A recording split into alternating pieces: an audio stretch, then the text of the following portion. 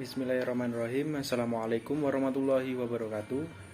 Perkenalkan, nama saya Viga Alan Romdoni dan rekan saya Sani Sanfianti. Kami dari kelompok 8 akan menjelaskan mengenai etika guru terhadap peserta didik. Yang pertama adalah makna etika guru terhadap peserta didik. Pendidikan sekolah merupakan lanjutan dari pendidikan yang berlangsung di dalam rumah tangga, dan yang berperan dalam sekolah ialah guru atau pendidik. Guru adalah sebagai pendidik dan orang dewasa, maka tingkah laku dan perbuatannya akan terkesan atau berkesan di hati anak dan akan pastinya dicontoh dan ditiru oleh anak didiknya. Anak menganggap bahwa segala perbuatan dan tingkah laku guru adalah baik, maka ia suka untuk mencontoh perbuatan atau tingkah laku tersebut. Kepribadian dapat dianggap sebagai keseluruhan karakteristik atau tingkah laku dan ciri-ciri dari kepribadian seseorang. Kepribadian meliputi tingkah laku, kecerdasan, sikap, minat, kecakapan, pengetahuan, tabiat, dan sebagainya yang merupakan perwujudan tingkah laku. Tanggung jawab seorang pendidik sangatlah penting bagi anak didik karena anak membutuhkan bantuan atau pertolongan dari peserta didik. Sifat tergantung ini dijumpai dalam hubungan kodrat antara orang tua dengan anak atau dengan yang bertanggung jawab atas perkembangannya. Adapun kode etik guru terhadap anak didik menurut Ibnu Jamaah antara lain, yang pertama adalah bertujuan mengharapkan keridhaan Allah Subhanahu wa taala, menyebarkan ilmu dan menghidupkan syariat Islam. Kemudian yang kedua adalah memiliki niat yang baik. 3. Menyukai ilmu dan mengamalkannya. 4. Menghormati kepribadian para pelajar pada saat pelajar tersebut salah atau lupa, karena guru sendiri terkadang lupa. Kemudian yang kelima, memberikan peluang terhadap pelajar yang menunjukkan kecerdasan dan keunggulan. Kemudian yang selanjutnya adalah memberikan pemahaman menurut kadar kesanggupan murid-muridnya, mendahulukan pemberian pujian daripada hukuman, menghormati muridnya, memberikan motivasi kepada para siswa agar giat belajar, memperlakukan para siswa secara adil dan tidak pilih kasih, memberikan bantuan kepada para siswa sesuai dengan tingkat kesanggupannya, dan yang terakhir adalah bersikap tawadhu atau rendah hati kepada para pelajar, antara lain dengan menyebut namanya yang baik dan sesuatu yang menyenangkan hatinya. Kemudian yang selanjutnya adalah etika guru untuk memahami perbedaan individu peserta didik. Setiap anak adalah unik, bahkan anak-anak dengan latar belakang usia yang hampir sama akan memperlihatkan penampilan, kemampuan, temperamen, minat, dan sikap yang sangat beragam. Setiap manusia, apakah ia berada dalam suatu kelompok ataukah seorang diri, ia disebut individu. Individu menunjukkan kedudukan seseorang sebagai perseorangan atau persona. Sebagai orang perorangan, individu memiliki sifat-sifat atau karakteristik yang menjadikannya berbeda dengan individu yang lain. Perbedaan inilah yang disebut dengan perbedaan individual atau individual difference. Berikut ini adalah cara untuk memahami perbedaan individu peserta didik yang beragam. Yang pertama adalah merumuskan tujuan pembelajaran secara tepat, kemudian memiliki strategi dan metode pembelajaran yang sesuai, memberikan bimbingan atau bahkan memberikan konseling, memfasilitasi dan memotivasi belajar peserta didik. Kemudian yang selanjutnya adalah etika guru untuk menjalin komunikasi dengan peserta didik. Komunikasi baik verbal maupun non-verbal mampu memberikan dampak baik positif ataupun negatif terhadap kognitif, emosi, serta psikis lawan bicara. Muatan komunikasi terkadang bisa menjadi sarana merangsang kemampuan berpikir dan menumbuhkan ide lawan bicara. Bisa juga menggugah emosi dan menyentuh hati lawan bicara sehingga mau mengikuti apa yang dikehendaki komunikator. Dan tak jarang juga mempengaruhi keadaan psikologis sehingga lawan bicara mau mengubah perilaku, sikap, dan mindset ke arah yang lebih baik. Secara konkret, etika komunikasi yang harus dipedomani guru ketika berinteraksi dengan siswa di sekolah adalah sebagai berikut. Yang pertama adalah dalam konteks pengajaran dan edukasi. Komunikasi yang dilakukan oleh guru bertujuan memberikan pendidikan agar siswa menguasai suatu pengetahuan dan memiliki keterampilan tertentu.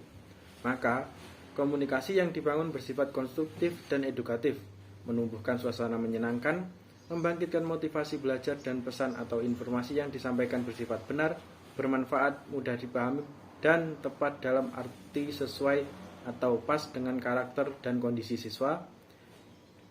Dari segi nonverbal, guru hendaknya menunjukkan antusiasme dan penghargaan kepada siswa, seperti menghadapkan badan atau mengarahkan pandangan mata ke siswa, tersenyum, menyentuh tangan, dan bermuka ceria. Kemudian yang kedua adalah dalam konteks mengarahkan dan membimbing siswa. Komunikasi yang dibangun guru bertujuan memberikan pengarahan dan bimbingan agar siswa memiliki sikap dan budi pekerti yang baik.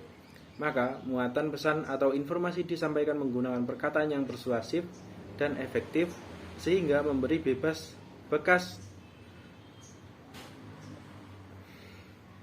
Maka, muatan pesan atau informasi disampaikan menggunakan perkataan yang persuasif dan efektif sehingga memberikan bekas mendalam ke dalam jiwa siswa.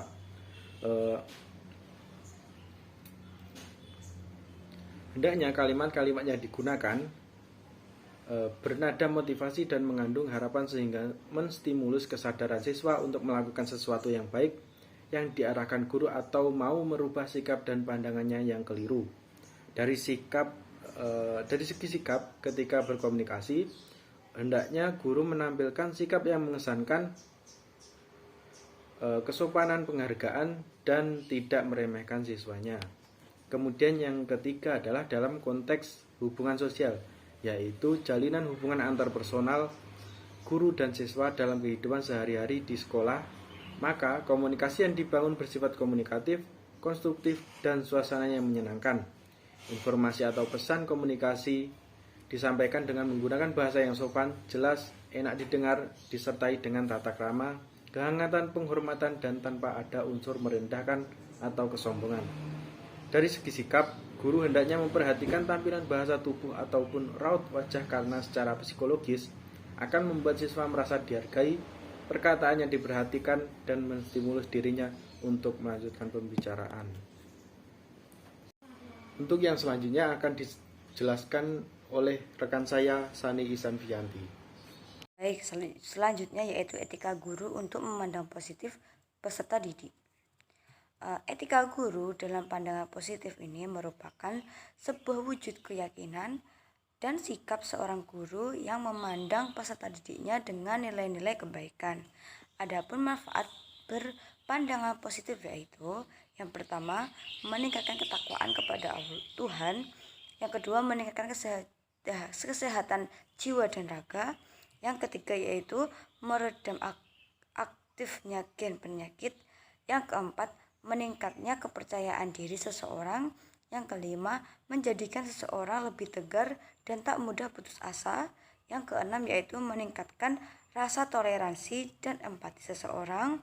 Yang ketujuh, membentuk jiwa optimis dan pantang menyerah. Kedelapan atau yang terakhir yaitu melatih agar dapat mengurangi beban pikiran. Selanjutnya yaitu etika guru untuk menilai secara objektif kemampuan peserta didik. Guru sebagai pendidik memiliki tugas utama yaitu mendidik, mengajar, mengarahkan, melatih, menilai, dan mengevaluasi peserta didik pada jalur pendidikan formal. Proses pembelajaran menuntut keterlibatan peserta didik secara aktif dan bertujuan agar penguasaan dari kognitif, efektif, serta psikomotorik terbentuk pada diri siswa. Maka, alat ukur hasil belajarnya tidak cukup jika hanya dengan tes objektif ataupun subjektif saja. Adapun guru yang tidak ingin ribet atau untuk memberikan nilai atau yang disebut dengan pengatrolan nilai. Dampak negatif dari pengatrolan nilai ini yaitu yang pertama, mematikan semangat belajar peserta didik, meremehkan guru dan materi pelajaran yang disampaikan, menjadikan peserta didik tidak menghargai proses belajar, dan yang terakhir yaitu mengurangi suasana potensi berprestasi dalam proses pembelajaran.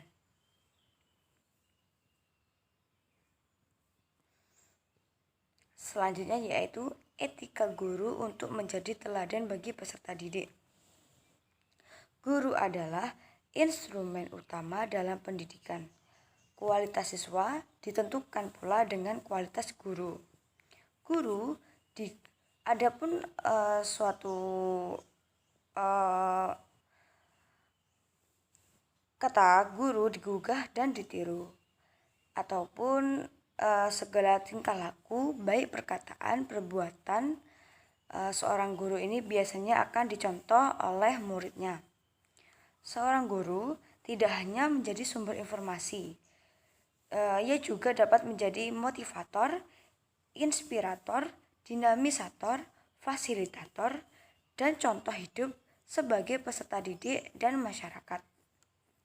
Keteladanan guru merupakan tindakan penanaman akhlak yang dilakukan oleh seorang yang memiliki profesi dengan menghargai ucapan, sikap, dan perilaku sehingga dapat ditiru orang lain yang dilakukan oleh pengajar kepada peserta didik.